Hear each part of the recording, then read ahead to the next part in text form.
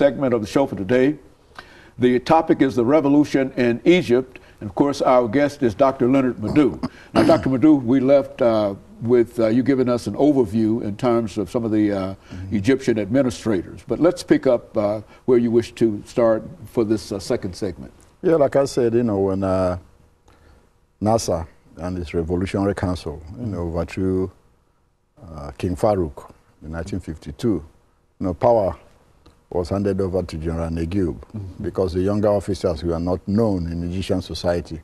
So to be on the safe side, you know, they put Negib there as a figurehead, hoping to manipulate him, you know, from behind. Nasser, Sadat, and the rest, they were all members of the Revolutionary Council.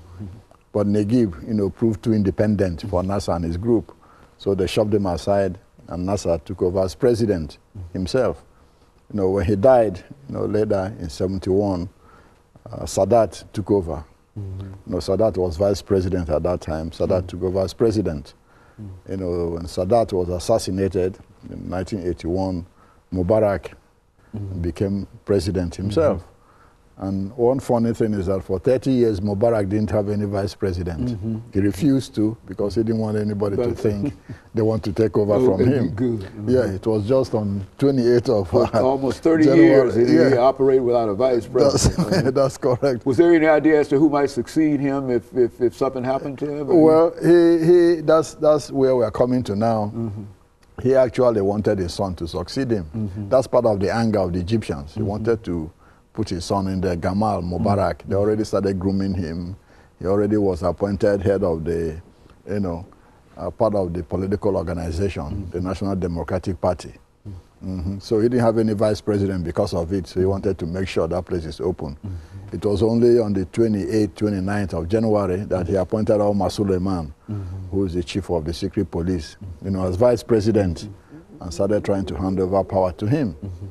Okay, so this is exactly, you know, how, you know, the power structure has been since Nasser. One significant thing is that everybody who has ruled Egypt since 1952 has been a military man. And that shows the preponderance of the military in Egyptian, you know, society. Now, when Mubarak stepped down a week ago, he handed it over to the Supreme Military Council, headed by Field Marshal Mohammed Hussein Tantawi, who is the Minister of Defense. That's the group that's ruling the country now. Now, what is the effect, you know, of the Egyptian revolution on other Arab countries? Yemen, you know, there has been demonstrations in Yemen calling on President Abdullah Saleh to step down. Saleh has been in power since 1978. He's been in power for 32 years.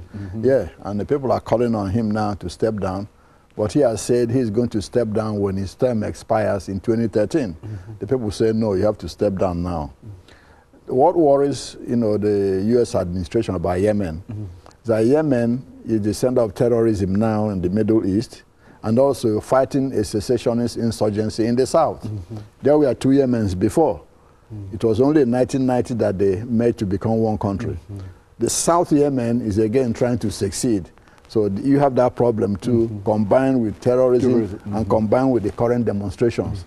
All indications are that Saleh's government might fall or that the country might plunge into a civil war. In Algeria, you have the same problem. Since 1992, when the military